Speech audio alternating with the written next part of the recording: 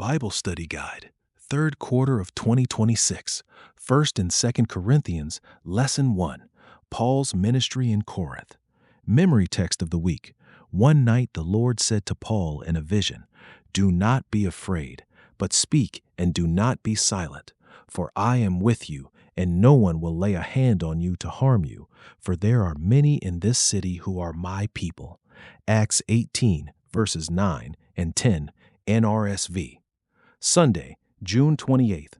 Paul, a God-called apostle of Jesus. Question 1. How does Paul introduce himself to the Corinthians, and why does it matter? Paul opens his letter by identifying himself as an apostle of Jesus Christ, called through the will of God. This is found in 1 Corinthians chapter 1, verse 1. His conviction about who he was in relation to Jesus was so firm that, with few exceptions, this is how he opens all his letters. His identity was inseparable from his calling. Question 2. What two elements of Paul's ministry stand out in 1 Corinthians 1:1 and Romans 1:1? Two elements are clear. First, his calling. Paul did not appoint himself, he was called. Second, his apostleship. He was sent by Jesus Christ to fulfill a specific mission. Galatians chapter 1, verse 1 adds that this calling came not from men, nor through man, but through Jesus Christ and God the Father, who raised him from the dead. Question 3. In what sense was Paul's calling similar to Jeremiah's? Just as God told Jeremiah in chapter 1, verse 5, that he had known him before he was formed in the womb, Paul understood his own calling in the same preordained way. In Galatians chapter 1, verse 15, he writes that God set him apart from his mother's womb and called him by grace, so that he would proclaim the gospel of Christ among the Gentiles. Question 4.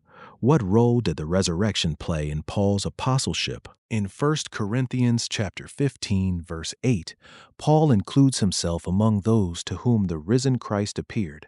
Then in verses 9 to 11, he makes clear that his apostolic calling was born out of that very encounter with Jesus. The resurrection was not merely a doctrine Paul preached, it was the defining moment that launched his entire ministry. Question 5. What does the title Apostle of Jesus mean and encompass? At its core, it means one whom Jesus sends. But Paul's use of related language is richer than that. He also calls himself a servant of Christ in Romans 1:1 and Galatians 1:10, and a preacher and teacher in 1 Timothy 2:7 and 2 Timothy 1:11.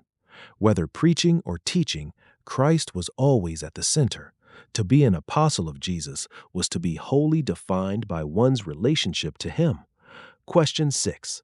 What does the opening of 1 Corinthians reveal about Jesus' place in Paul's inner life? In just the first 9 verses of 1 Corinthians, Paul refers to Jesus 9 times.